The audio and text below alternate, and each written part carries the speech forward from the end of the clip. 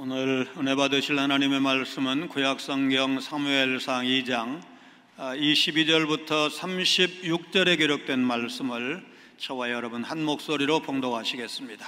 411쪽입니다. 사무엘상 2장 22절부터 36절에 기록된 말씀을 한 목소리로 봉독하시겠습니다. 22절입니다.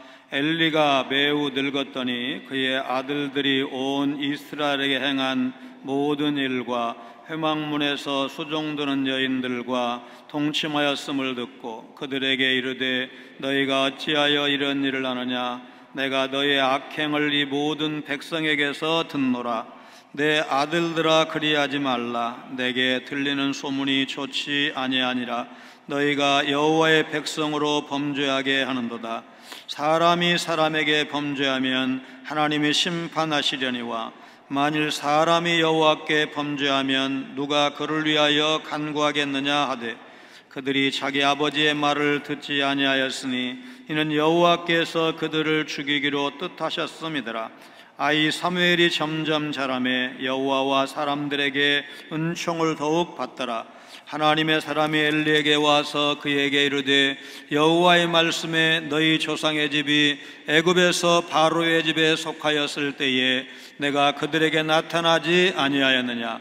이스라엘 모든 지파 중에서 내가 그를 택하여 내 제사장으로 삼아 그가 내 제단에 올라 분향하며 내 앞에서 에봇을 입게 하지 아니하였느냐? 이스라엘 자손이 드리는 모든 화제를 내가 내 조상의 집에 주지 아니하였느냐? 너희는 어찌하여 내가 내 처소에서 명령한 내 제물과 예물을 밟으며 내 아들들을 나보다 더 중히 여겨 내 백성 이스라엘이 드리는 가장 좋은 것으로 너희들을 살지게 하느냐? 그러므로 이스라엘의 하나님 나 여호와가 말하노라. 내가 전에 내 집과 내 조상의 집이 내 앞에 영원히 행하리라 하였으나 이제 나 여호와가 말하노니 결단코 그렇게 하지 아니하리라. 나를 존중히 여기는 자를 내가 존중히 여기고 나를 멸시하는 자를 내가 경멸하리라. 보라, 내가 내 팔과 내 조상의 집의 팔을 끊어 내 집에 노인이 하나도 없게 하는 날이 이를지라. 이스라엘에게 모든 복을 내리는 중에 너는 내 처세의 환난을 볼 것이요 내 집에 영원토록 노인이 없을 것이며 내 제단에서 내가 끊어버리지 아니할 내 사람이 내 눈을 쇠잔하게 하고 내 마음을 슬프게 할 것이요 내 집에서 출산되는 모든 자가 젊어서 죽으리라. 내 두 아들 홈니와 비나스가 한날에 죽으리니 그 둘이 당할 그 일이 내게 표징이 되리라. 내가 나를 위하여 충실한 제사장을 일으키리니 그 사람은 내 마음 내 뜻대로 행할 것이라. 내가 그를 위하여 견고한 집을 세우리니 그가 나의 기름 부음을 받은 자 앞에서 영구히 행하리라. 그리고 내 집에 남은 사람이 각기 와서 은 한 조각과 떡 한 덩이를 위하여 그에게 엎드려 이르되 청하노니 내게 제사장의 직분 하나를 맡겨 내게 떡 조각을 먹게 하소서 하리라 하셨다 하니라. 아멘. 성도는 하나님의 놀라운 은혜로 구원받은 믿음의 사람들을 성도라고 부릅니다. 그리고 그 내용을 보면 그 구원은 영원한 천국에서의 영생 복락을 의미하고 또 이 땅에 살아가고 있지만 하나님의 인도하심을 받는 것을 포함하고 있습니다. 그런데도 우리가 잊지 않아야 할 사실이 있는데 구원받았기 때문에 천국에 갈 것이기 때문에 이 땅에서 편안하게 되는 대로 사는 게 아니고 죄와 끊임없이 싸우면서 살아가는 것이 성도가 가야 할 길이라는 사실입니다. 이것은 주님 앞에 서는 그 순간까지 절대로 잊어서는 안 될, 놓쳐서는 안 될 부분입니다. 예수님께서 이 땅에 오셔서 감당하신 십자가는 하나님의 은혜와 사랑의 표현이다 이렇게 말할 수 있습니다. 우리 같은 죄인을 살리시기 위해서 하나님께서 그분의 아들 독생자 예수님을 이 땅에 보내셨고 십자가에 내어 주셨기 때문입니다. 그러나 이 일은 또한 하나님의 진노와 저주의 표현이라고 할 수도 있습니다. 세월이 흘러서 엘리 제사장은 노소해졌고 그의 아들들의 악행은 더욱 담대해졌습니다. 22절입니다. 엘리가 매우 늙었더니 그의 아들들이 온 이스라엘에게 행한 모든 일과 회막문에서 수종드는 여인들과 동침하였음을 듣고, 엘리가 늙었을 때 충격적인 소식을 듣게 됩니다. 아들들이 온 이스라엘에게 행한 모든 일, 곧 여호와의 제사를 멸시한 일과 회막문에서 수종드는 여인들과 동침한 일에 대해서 들은 것입니다. 이전에 행했던 악행과 비교해 보면 엘리의 아들들의 죄가 하나 더 추가되었습니다. 성막에서 섬기는 여인들과 동침한 음란의 죄가 더해진 것입니다.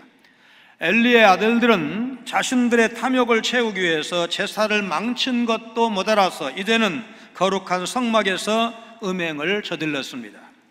그들의 음란한 행실로 말미암아 하나님이 임재하시는 거룩한 성막은 죄악의 소굴이 되고 말았습니다. 죄는 그대로 방치하면 가만히 있는 게 아니고 확장하는 속성이 있습니다. 죄가 죄를 낳고 그 죄가 또 다른 죄를 낳는 악순환이 벌어집니다. 백수를 넘게 사셨고 한국교회 존경받는 지도자 중에 한 분이셨던 방질 목사님이 후배 목사로부터 목사님은 이제 이성의 유혹에 흔들리지 않으시지요? 여쭈었더니 그런 것 없습니다. 그런 비결이 있으면 나한테도 좀 알려주시오.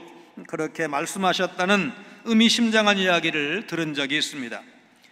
나이가 들면 조금은 나아지기는 하겠지만 백수를 넘는 고령에도 정욕으로부터 완전히 자유로울 수 있는 인간은 없다는 말로 들립니다. 엘리의 아들들은 처음에는 재물의 부유를 마음대로 가져가더니 얼마 후에는 백성을 협박해서 여호와 하나님의 몫인 태우지 않는 이제 기름 재물을 강탈하다가 급기야 음란의 죄까지 범한 것입니다. 이처럼 죄는 우리를 점점 더 깊은 죄악의 수렁에 빠지게 한다는 사실입니다. 그래서 우리가 죄를 안 짓고 살 수는 없기 때문에 죄를 지었다면 생각나는 즉시 하나님 앞에 회개해서 그 죄가 더 이상 나를 주장하지 못하도록, 죄가 더 커지지 않도록 막아야 합니다. 두 아들의 악행에 관한 소문을 들은 제사장은 죄 짓는 일을 멈추라면서 아들들을 꾸짖었습니다. 23절 24절입니다. 그들에게 이르되 너희가 어찌하여 이런 일을 하느냐? 내가 너희의 악행을 이 모든 백성에게서 듣노라. 내 아들들아 그리하지 말라. 내게 들리는 소문이 좋지 아니하니라. 너희가 여호와의 백성으로 범죄하게 하는도다. 엘리는 아들들을 향해서 더 이상 악행을 저지르지 말라 꾸짖으면서 그들이 여호와의 백성으로 범죄하게 한다고 말하고 있습니다. 내게 들리는 소문이 좋지 아니하니라. 너희가 여호와의 백성으로 범죄하게 하는도다. 이 말씀은 원문에 내가 들은 여호와의 백성이 퍼뜨리는 소문이 좋지 아니하니라 이렇게 되어 있습니다. 엘리의 아들들은 평범한 백성이 아닌 제사장 위치에 있었습니다.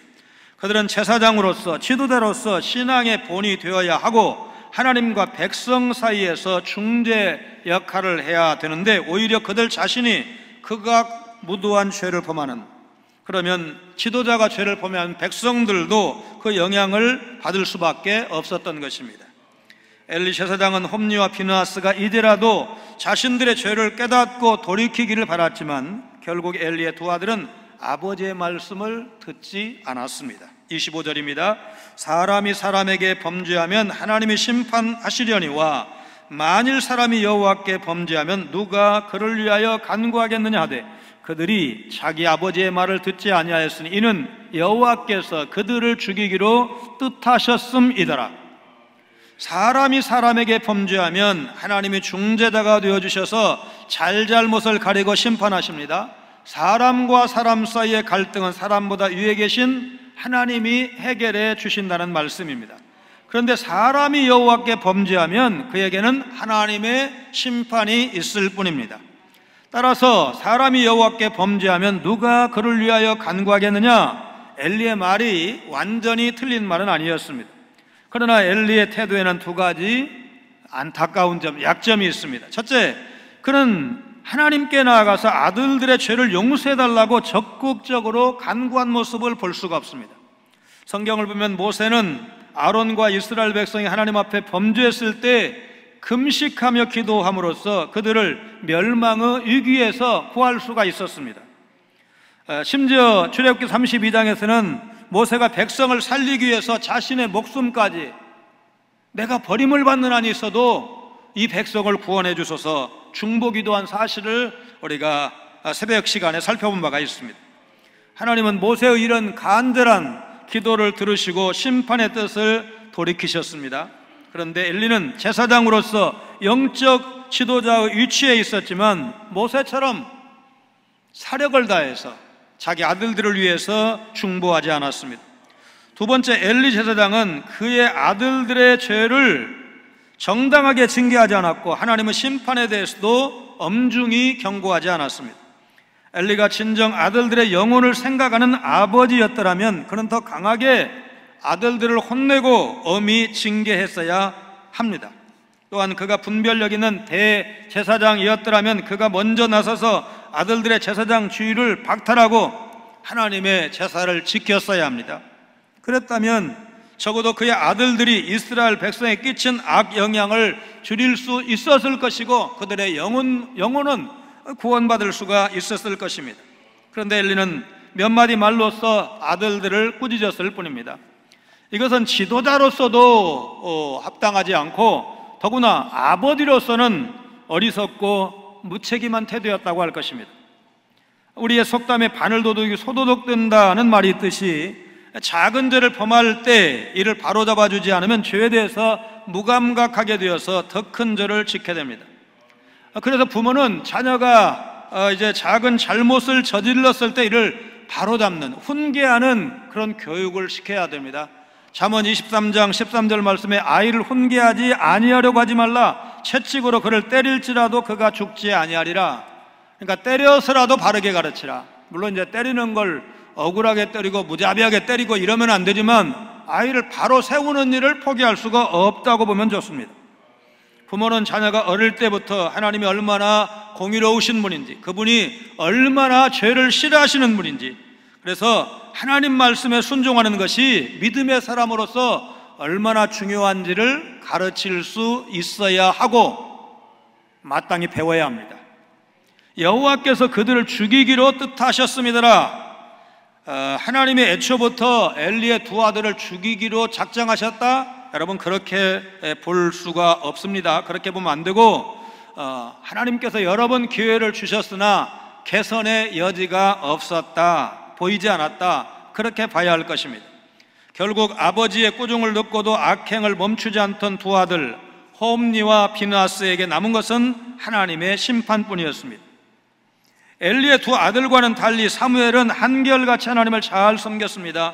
그 결과 엘리 제사장과 두 아들은 멸망의 문턱에 서 있었지만 어린 사무엘은 하나님과 사람들에게 더욱 은총을 받았다. 오늘 26절이 증언하고 있습니다. 우리 26절 같이 읽겠습니다. 아이 사무엘이 점점 자라매 여호와와 사람들에게 은총을 더욱 받더라.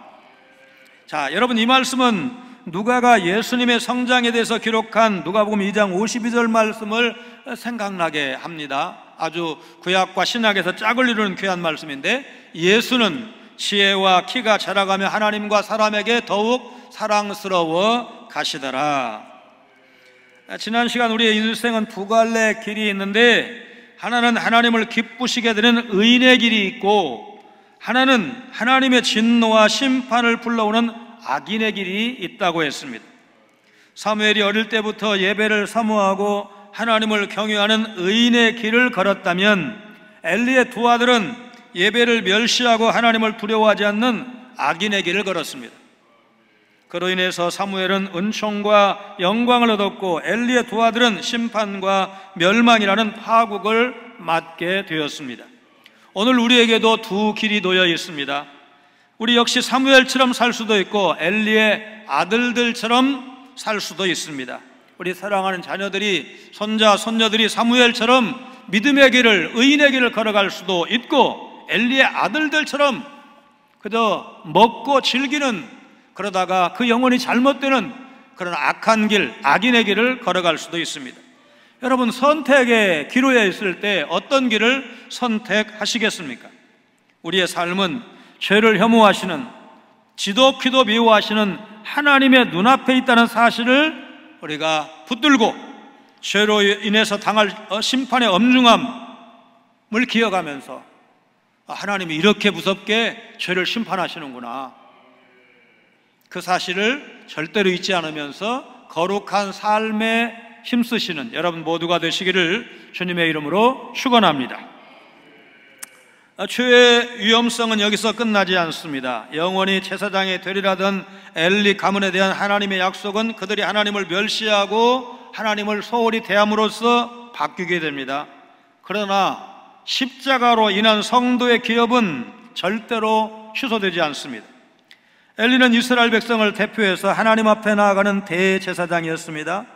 그런데 그는 영적으로 둔해져서 하나님의 말씀조차 듣지 못했기 때문에 하나님의 사람이라고 기록된 무명의 선지자가 와서 그에게 하나님의 말씀을 전합니다.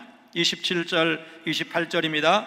하나님의 사람이 엘리에게 와서 그에게 이르되 여호와의 말씀에 너희 조상의 집이 애굽에서 바로의 집에 속하였을 때에 내가 그들에게 나타나지 아니하였느냐?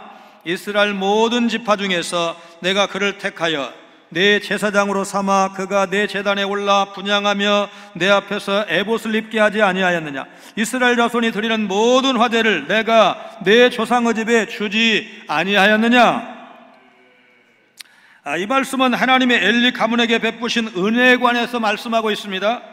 엘리 가문이 지금은 이스라엘 대표하는 제사장직분, 이스라엘의 최고 지도자 바늘에 서 있지만 출애굽 전에는 이스라엘의 다른 지파와 조금도 다를 것이 없는 애굽에서 비참한 노예 처지였다는 말씀입니다. 그런데 하나님은 아론을 대제사장으로 세우시고 그의 집안을 제사장 가문으로 구별하셔서 엘리 가문은 제사장이라는 영광스러운 직분을 받아서 이스라엘을 섬길 수가 있었습니다. 이것은 그들에게 특별한 자질이 있어서가 아니었습니다. 하나님의 은혜였습니다. 하나님은 엘리 가문에 영적인 복도 주셨고 물질적인 복도 주셨습니다. 내 제단에 올라 분향하며 내 앞에서 에봇을 입게 하지 아니하였느냐? 엘리 가문은 이스라엘 대표에서 하나님께 제사드리고 누구보다 하나님을 가까이 섬길 수 있는 특별한 은혜를 입었습니다. 여러분, 이 자리에 앉아 계신 것이 지금 믿지 않는 사람들이 집에 있는 거, 혹은 친구 만나러 나갈 수도 있고, 좀 외출을 할 수도 있고, 가벼운 그 산책을 나갈 수도 있겠죠. 여러분, 그렇게 지금 이 시간을 보내는 사람보다 여러분과 제가 불행합니까? 여러분, 깨끗한 옷 입고, 그래도 다 머리도 감고, 꽃단장하고 나와서 지금 이 시간에 예배 드리는 것이 좋습니까? 지금 편안하게 누워서 텔레비전 보는 게 좋습니까? 예. 여러분, 그래도 제일 좋은 옷 입고 와서 목사도 새벽부터 4시 35분에 일어나서 열심히 준비해서 설교 온 거 시간마다 읽고 그래도 이렇게 설교하고 하나님 말씀 증거하는 게 좋지, 지금 이렇게 누워가지고 텔레비전 보면 여러분 그게 그렇게 좋습니까? 여러분, 우리가 의의 옷을 입는다는 것, 제사장의 에봇을 입는다는 것, 우리 지금 구약시대 아니니까 제사장 옷 안 입고 목사도 가운 벗고 우리 장로님도 가운 벗고 다 그렇게 지금 기도하잖아요. 그러나 믿음으로는 여러분과 제가 구별된 하나님의 백성이고 하나님 앞에 제사장으로 부름받았다는 사실을 생각을 하면 여러분, 영광일세, 영광일세. 이보다 더 큰 영광이 없어요. 아멘. 여러분, 이 자리에 앉아서 예배 드리는 것 절대로 우연한 일이 아니라는 것 기억하시기 바랍니다. 여러분, 입원해가지고 수술받고 한 그래도 예배 2번, 3번 빠져보니까 여러분 그때 무슨 생각하셨습니까? 아이고, 예배 드리는 그때가 좋은 때였구나. 그때가 정말 좋았어. 너무너무 감사했어. 여러분, 그 사실을 생각을 하시면 예배 한 번 나오시는 것 귀하게 여기시기 바랍니다. 하나님을 만날 수 있다는 것, 하나님 앞에 마음을 토로할 수 있다는 것, 말씀을 듣고 내 심령을 수술할 수 있고 말하자면 내 마음을 고쳐먹을 수 있는 기회를 갖게 되었다는 것, 절대로 작은 일로 여기지 아니하시고 하나님의 은혜야. 하나님께서 나에게 은혜 주시려고 오늘 예배 자리에 나오게 하셔서 여러분 그렇게 믿으시기를 바랍니다. 그것뿐만이 아닙니다. 이스라엘 자손이 드리는 모든 화제를 제사장의 몫으로 정하셔서 물질적으로도 부족함이 없도록 채워주셨습니다. 어떤 분이 이걸 연구해가지고 말하자면 제사장 몫을 연구해보니까 여러분, 평균의 이스라엘 백성보다 좀 제사장이 많이 먹을까 적게 먹을까? 당연히 많이 먹습니다. 그러니까 하나님이 물질의 몫도 제사장에게 주신 겁니다. 그런데도 이 가정, 이 엘리의 가정은 그런 특권과 축복에도 불구하고 하나님의 은혜에 감사했다는 흔적이 없잖아요. 오히려 좋은 것, 하나님의 율법이 금한 것까지도 먹으려고 그렇게 했는데 여러분, 하나님에 대한 경외심마저 잃어버린 것입니다. 29절입니다. 너희는 어찌하여 내가 내 처소에서 명령한 내 재물과 예물을 밟으며 내 아들들을 나보다 더 중히 여겨 내 백성 이스라엘 드리는 가장 좋은 것으로 너희들을 살지게 하느냐? 엘리는 영적으로 둔감해져서 자신을 향한 하나님의 말씀을 듣지 못했고 그의 아들들은 제사장 특권을 이용해서 자신들의 탐심, 탐욕을 채우기에 급급했습니다. 엘리는 하나님보다 아들들을 더 중히 여긴 잘못을 범했습니다. 이미 살펴본 것처럼 엘리의 아들들은 제사장인 자신들에게 율법에 의해서 허락된 것으로 만족하지 못하고 하나님께 드려야 될 몫까지도 탐냈습니다.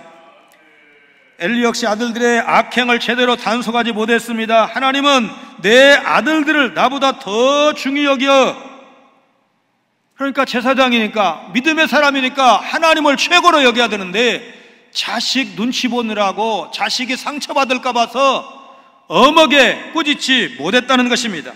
30절입니다. 그러므로 이스라엘의 하나님 나 여호와가 말하노라 내가 전에 내 집과 내 조상의 집이 내 앞에 영원히 행하리라 하였으나 이제 나 여호와가 말하노니 결단코 그렇게 하지 아니하리라. 그 다음에 같이 읽습니다. 나를 존중히 여기는 자를 내가 존중히 여기고 나를 멸시하는 자를 내가 경멸하리라. 나를 멸시하는 자라는 표현에서 알 수가 있듯이 엘리 가문의 죄는 하나님을 멸시한 것이었습니다. 엘리의 두 아들은 하나님께 드리는 제사를 멸시함으로써 하나님을 못 어겼고 엘리는 하나님보다 두 아들을 더 중히 여겨서 그들의 죄를 방치함으로 하나님을 멸시했습니다. 하나님은 사람이 그분을 영원토록 즐거워하며 섬기기를 기대하십니다. 불순종하는 사람들로 인해서 그 기대가 어긋날 때 하나님 어떻게 하시느냐? 다른 지도자를 세워서라도 이스라엘을 바로 세워가십니다. 교회를 바로 세워가십니다. 엘리의 집안을 제사장으로 세우실 때도 하나님은 그런 기대를 가지셨지만 그들은 하나님을 실망시켰습니다. 하나님은 엘리의 아들들이 앞으로도 그분을 섬기지 않을 것을 알고 계셨습니다. 결국 하나님은 그분을 멸시하는 자를 멸하시겠다고 선언하십니다. 하나님께서 즉흥적으로 하셨냐? 감정적으로 대응하셨냐? 그렇지 않습니다. 하나님 분명히 참고 오래 기다리셨습니다. 제사장 집안, 제사장 자녀라고 해서 당연히 구원이 보장되는 거 아닙니다. 목사의 자녀라고 해서, 중직자의 자녀라고 해서, 부모님이 믿음 생활 잘했다고 해서, 아내가 혹은 남편이 믿음 생활 잘했다고 해서 여러분 저절로 구원받고 그야말로 아내 치맛자락을 잡고 천당에 가면 된다나? 여러분 그게 안 되는 겁니다. 하나님을 경외하고 그분께 믿음으로 나아갈 때 은혜를 받고 구원의 은총을 입을 수 있다는 사실을 여러분 믿으시기를 바랍니다. 하나님이 처음부터 끝까지 우리에게 요구하시는 것, 하나님과 같은 거룩함입니다. 우리 주님께서 뭐라고 말씀하셨습니까? 너희 아버지의 거룩하심과 같이 너희도 거룩하라. 누구는 빼고 그런 말씀 없어요. 목사도, 장로도, 권사도, 집사도, 예수 잘 믿는 부모도, 그 자녀도, 손자, 손녀도 너희 아버지의 거룩하심과 같이 너희도 거룩하라. 거룩하기를 원하십니다. 여러분 우리가 거룩해서 구원받은 거 아닙니다. 아시죠? 하나님의 은혜로 구원받았어요. 십자가의 양쪽에 다 예수님이 가운데 양편의 강도가 달렸지만 한편 강도가 구원받았잖아요. 오늘 네가 나와 함께 낙원에 있으리라. 분명히 구원받았어요. 여러분 그 사람에게 거룩함이 무슨 거룩함이 있습니까? 강도일 뿐이지요. 그런데도 그 사람 구원받은 거 확실하잖아요. 그러니까 구원은 하나님의 은혜로 받았는데 여러분 거룩함은 뭐냐? 구원이 하나님의 은혜로 받았지만 그 구원받은 사람이 하나님 앞에 이제 하나님의 백성 되었으니까, 하나님의 자녀가 되었으니까, 천국의 기업을 약속받았으니까 천국에서 당당히 살아갈 수 있도록 준비하는 것, 세상 사람과 다르게 살아가는 것, 믿음 생활, 믿음 없었을 때처럼 사는 게 아니고 그때와 다르게 사는 것, 말씀 중심으로 사는 것, 이것이 바로 거룩함인 것입니다. 우리는 그 거룩함을 죽을 때까지, 주 앞에 설 때까지 추구해야 한다는 사실, 여러분 믿으시기를 바랍니다. 이어서 엘리 집안에 내려질 저주가 선포됩니다. 엘리 집안의 팔이 끊어지고 노인이 하나도 없게 되고 모두 젊어서 죽을 것이라고 말씀합니다. 하나님을 섬겨야 될 제사장 가문이 하나님을 멸시하는 것, 곧 자신들의 제사장 직분을 스스로 깎아내리고 하나님이 약속하신 제사장의 복을 거절하는 것이기도 합니다. 그런데 여러분, 제사장직 박탈로만 끝나느냐? 그렇지 않습니다. 31절로 33절입니다. 보라, 내가 내 팔과 내 조상의 집 팔을 끊어 내 집에 노인이 하나도 없게 하는 날이 이를지라. 이스라엘에게 모든 복을 내리는 중에 너는 내 처소에 환난을 볼 것이요 내 집에 영원토록 노인이 없을 것이며 내 제단에서 내가 끊어버리지 아니할 내 사람이 내 눈을 쇠단하게 하고 내 마음을 슬프게 할 것이요 내 집에서 출산되는 모든 자가 젊어서 죽으리라. 하나님의 심판은 엘리와 그의 아들들에게서 끝나지 않고 자손들에게까지 이어집니다. 내 팔과 내 조상의 집 팔을 끊어라는 말씀에서 팔은 힘과 권세를 의미하는데, 하나님께서 엘리 집안의 힘과 권세를 끊으시겠다고 말씀을 하신 겁니다. 이 심판은 내 집에서 영원토록 노인이 없을 것이라는 말씀에서 더욱더 분명하게 드러나고 있습니다. 고대 사회에서 노인은 힘과 권위, 연륜과 지혜의 상징이었습니다. 그런데 하나님은 엘리 가문의 후손이 모두 젊은 나이에 죽어서 집안에 노인이 하나도 없게 될 것이다, 그의 가족들이 몰락하게 될 것을 경고하셨습니다. 내 부모를 공경하라, 그리하면 내가 땅에서 잘되고 내 생명이 길리라. 여러분, 우리 5계명 기억하지 않습니까? 여러분, 이게 우연한 일이 아니에요. 이 두 아들이 잘못될 수 있어요. 누구든지 실수할 수 있어요. 범죄할 수 있어요. 그러나 그러지 말라고 했을 때 돌아왔다면, 회개하고 하나님 앞에 돌아왔다면, 여러분, 이런 무서운 저주가 그 가정에 선포되겠습니까? 그 잘못 안 하고 거룩하게 끝까지 잘 살면 너무너무 감사하고 좋은 일이지만, 넘어질 때도 있고 실수할 때도 있고 실패할 때도 있는 것이 인생이라는 사실을 겸손하게 인정한다면, 그때 취할 수 있는 태도는 천부여 의지없어서입니다. 하나님 앞에 돌아오는 것입니다. 돌아와서 회개하는 겁니다. 제가 믿음의 사람답게 살지 못했습니다. 목사답게 살지 못했습니다. 중직자답게 살지 못했습니다. 부모답게 살지 못했습니다. 하나님, 나를 용서해 주시옵소서. 나 때문에 우리 자녀들이, 나 때문에 우리 손자 손녀들 때까지 이 저주를 당하는 걸 생각하면 하나님, 나를 긍휼히 여겨 주시옵소서. 나를 봐서라도 우리 자녀들, 나를 봐서라도 우리 손자 손녀들이 믿음으로 살게 하시고 하나님의 뜻에 합당한 믿음의 사람들, 거룩한 사람들로 살게 주시옵소서. 그렇게 기도하셔야 할 줄로 믿습니다. 이 심판의 말씀은 실제로 사무엘상 22장에 가면 사울왕이 노베 제사장 85명을 학살할 때 성취됩니다. 이때 유일한 생존자가 아비아달인데, 이 아비아달도 솔로몬 때 제사장직에서 파면되고 아나돗이라는 곳으로 추방되면서 엘리 가문은 경고대로, 오늘 본문에서 이 경고대로 그대로 몰락하는 것을 볼 수가 있습니다. 참 무섭습니다. 엘리와 그 아들들의 죄로 인해서 하나님이 제사장 가문에 주신 영원한 축복이 저주와 심판으로 바뀌어버린 것입니다. 그리고 하나님은 이 심판의 표징으로서 두 아들이 한 전쟁에 한 날에 죽을 것을 경고하십니다. 34절입니다. 내 두 아들 홈니와 비나스가 한 날에 죽으리니 그들이 당할 그 일이 내게 표징이 되리라. 엘리의 두 아들 홈니와 비나스는 하나님의 말씀대로 사무엘상 4장 11절을 보면 블레셋과의 전투에서 같은 날 죽임을 당합니다. 하나님의 말씀이 이루어져요.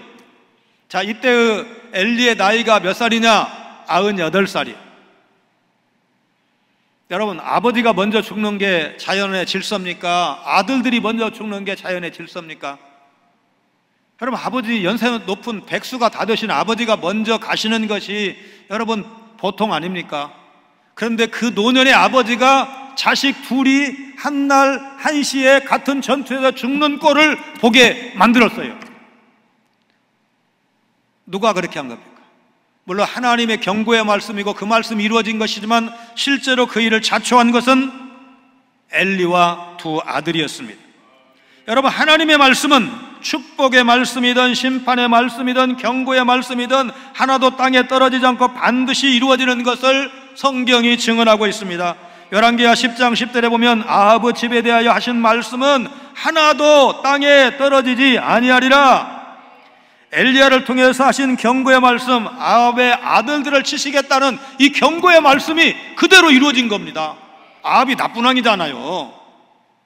나봇의 포도원을 빼앗고 이스라엘을, 북이스라엘을 우상 숭배의 소굴이 되게 만든 나쁜 왕이잖아요. 그 왕을 하나님이 가만히 두시지 않죠. 선지자가 경고했는데 듣지 않으니까 그대로 치셨습니다. 그래서 우리는 신실하신 하나님, 그를 사랑하고 그의 계명을 지키는 자에게는 천대까지 그의 언약을 이행하시며 인애를 베푸시겠다고 하신 신실하신 하나님을 신뢰하고 그 말씀 안에 바로 서도록 힘써야 할 것입니다. 35절입니다. 내가 나를 위하여 충실한 제사장을 일으키리니 그 사람은 내 마음 내 뜻대로 행할 것이라. 내가 그를 위하여 견고한 집을 세우리니 그가 나의 기름 부음을 받은 자 앞에서 영구히 행하리라. 하나님은 엘리 가문을 대신해서 새로운 제사장을 세우시겠다고 말씀하십니다.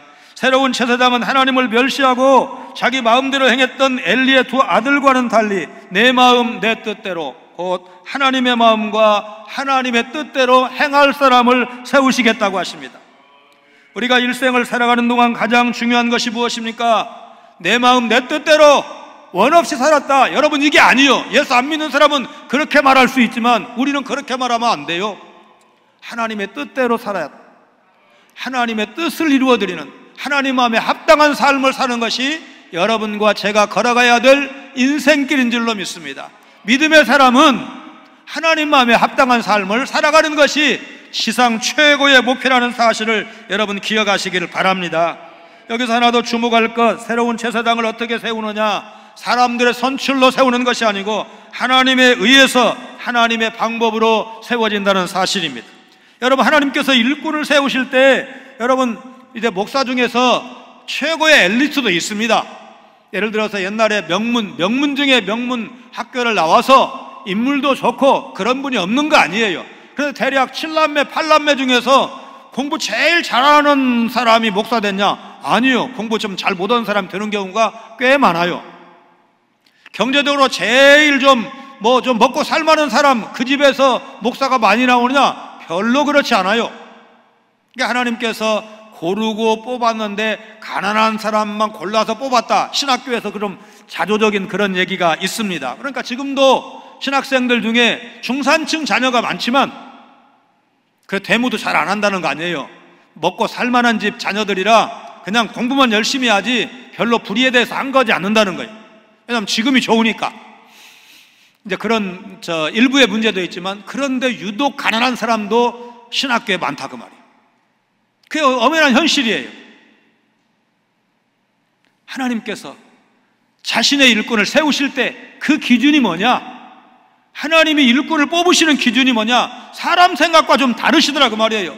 여러분, 이새의 아들들을 불러서 기름을 부을 때 사무엘 선지자가 앞으로 이제 우리가 살펴보게 되는데, 여러분, 엘리압이 얼굴이 잘생겼어요. 장남이.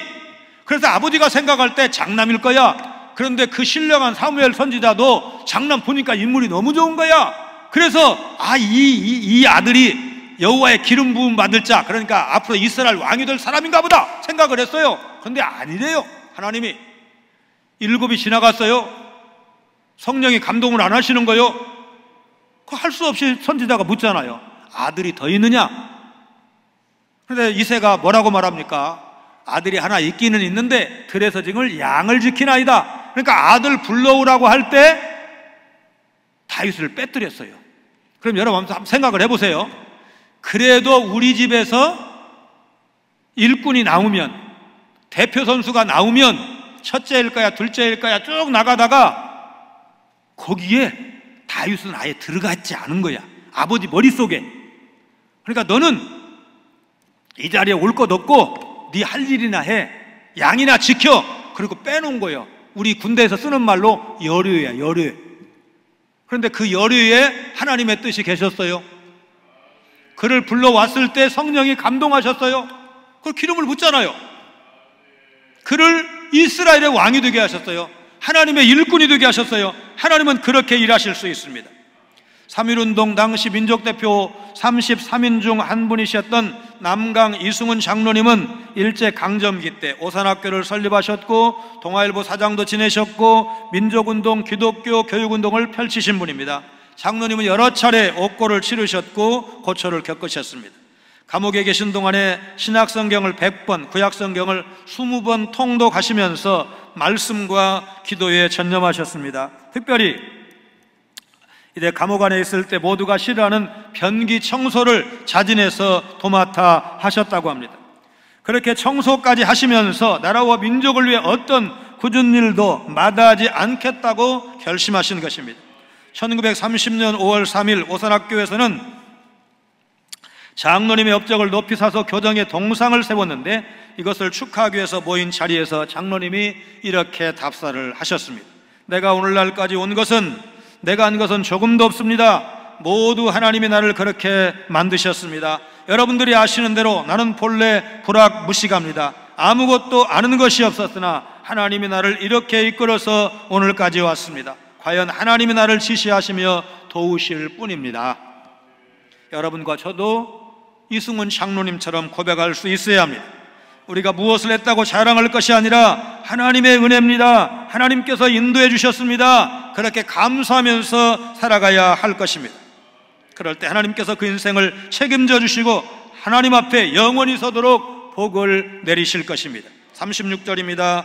그리고 내 집에 남은 사람이 각기 와서 은 한 조각과 떡 한 덩이를 위하여 그에게 엎드려 이르되 청하노니 내게 제사장의 직분 하나를 맡겨 내게 떡 조각을 먹게 하소서 하리라 하셨다 하니라.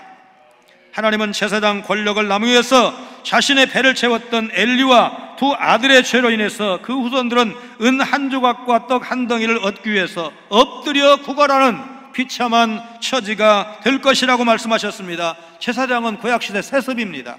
그냥 아들 낳으면 제사장인 거예요. 손자 당연히 제사장이에요. 그런데 이 엘리 가정을 얼마나 하나님께서 징계를 하시느냐, 그 제사장 자리 하나를 구하도록 구걸하는 것처럼 살도록 그렇게 저주하셨습니다. 이 같은 모습이 육체를 위해서 탐욕의 씨앗을 심었던 엘리 가문의 말로였습니다. 육신을 위해 사는 사람의 결과가 이와 같습니다. 성경은 갈라디아서 6장 8절에서 이렇게 경고하고 있습니다. 우리 같이 읽겠습니다. 자기의 육체를 위하여 심는 자는 육체로부터 썩어질 것을 거두고 성령을 위하여 심는 자는 성령으로부터 영생을 거두리라. 우리가 어떤 삶을 지향해야 될 것을 말씀하셨습니다. 하나님이 내리시는 이 저주로 엘리 집안의 대사장 역할은 완전히 끊어진 사실을 통해서 죄의 위험성이 얼마나 크고 심각한지를 볼 수가 있습니다. 하나님이 우리를 구원하시면 우리를 구원하신 것도 이유이지만 우리를 통해서 또 다른 사람을 구원하시고 믿음으로 세워가는 것이 하나님이 여러분과 저를 불러주시고 구원하신 이유입니다. 우리에게는 하나님을 위해서 다른 사람을 섬기고 돌봄으로 하나님께 인도할 제사장적 사명이 주어진 것입니다. 칼빈이 개혁사상을 전파한 죄로 수배를 받아서 이제 도망다니던 때 있었던 일입니다. 그는 스위스의 바잘로 가고 싶어 했습니다. 그러나 그곳으로 가는 길이 막혀 있었습니다. 결국 그는 리옹과 제네바를 통과해서 가기로 하면서 제네바에서는 하룻밤만 묵을 예정이었습니다. 그런데 이때 칼빈이 당시 제네바에서 종교개혁을 주도하던 파렐과의 첫 만남을 통해서 하나님을 경험하고 그곳에 머물면서 결국 제네바 개혁운동의 선구자가 된 사실은 널리 알려진 바입니다. 건강이 악화되어서 휴식이 필요하다는 것을 비롯해서 여러 가지 이유를 들어서 제네바의 종교개혁 동참 요구를 계속 거절했던 칼빈에게 파렐이 이렇게 말합니다. 당신은 진심으로 하나님의 부르심을 따라 살려고 하는 사람입니까? 당신은 자신의 휴식과 개인적인 유익에만 집착하고 있습니다. 그러므로 나는 하나님의 명령을 당신이 무시하는 하나님의 이름으로 선포합니다. 당신이 무엇을 하든 하나님의 축복이 거기에 없을 것입니다. 나는 하나님이 당신의 휴식을 저주하시기 바랍니다. 8일의 이 추상 같은 발언 앞에서 칼빈은 온몸이 사시나무 떨듯이 떠는 경험을 했다고 합니다. 그는 바로 자리에 서서 지금 8회를 통해서 하나님이 말씀하신다고 믿고 어린아이처럼 울면서 하나님께 순종하겠습니다. 그리고 제네바 개혁에 나섰다는 역사적인 사실입니다. 그분의 백성이 세상을 섬기도록 하시는 것, 이것이 하나님께서 시대를 떠나서 계속해서 변하지 않게 교회를 이끌어 가시는 방법입니다. 하나님은 그분의 뜻대로 행할 충실한 제사장을 두시고 그가 영구히 행할 것이라고 말씀하셨고, 그것을 방해하는 것이 무엇이냐? 사명인데 이 사명을 방해하는 것이 무엇이냐? 죄라는 것을 오늘 사무엘상 2장을 통해서 우리에게 보여주십니다. 죄는 하나님과 다른 사람들로부터 눈을 돌려서 자기 자신만을 바라보게 하기 때문에 그렇습니다. 그래서 우리는 죄에서 떠나야 하는 것입니다. 우리를 통해서 온 세상을 회복하시려는 하나님의 계획에 참여해야 되는데, 우리가 적극 동참자가 되어야 되는데, 이제 여러분 방해자로 서서는 안 되는 것입니다. 우리가 받은 구원은 틀림없습니다. 그러나 주님 앞에 설 때까지 죄와 싸움, 죄와의 그 유혹을 이기고 하나님 앞에 거룩하게 서야 한다는 사실도 부인할 수가 없습니다. 하나님 나를 도와주시옵소서. 죄의 유혹을 분별할 수 있는 능력을 주시옵소서. 물리쳐 이길 수 있는 능력을 주시옵소서. 그리고 하나님의 거룩한 사람으로, 믿음의 사람으로 주님이 원하시는 복된 삶을 살아가도록 인도해 주옵소서. 이 귀한 믿음을 우리 자녀들에게, 손자, 손녀들에게 물려주어서 자손만대 하나님 앞에 설 사람이 끊이지 않는 믿음의 명문가가 되게 해 주시옵소서. 그렇게 사시고 그런 기도가 응답되는 여러분 모두가 되시기를 주의 이름으로 축원합니다.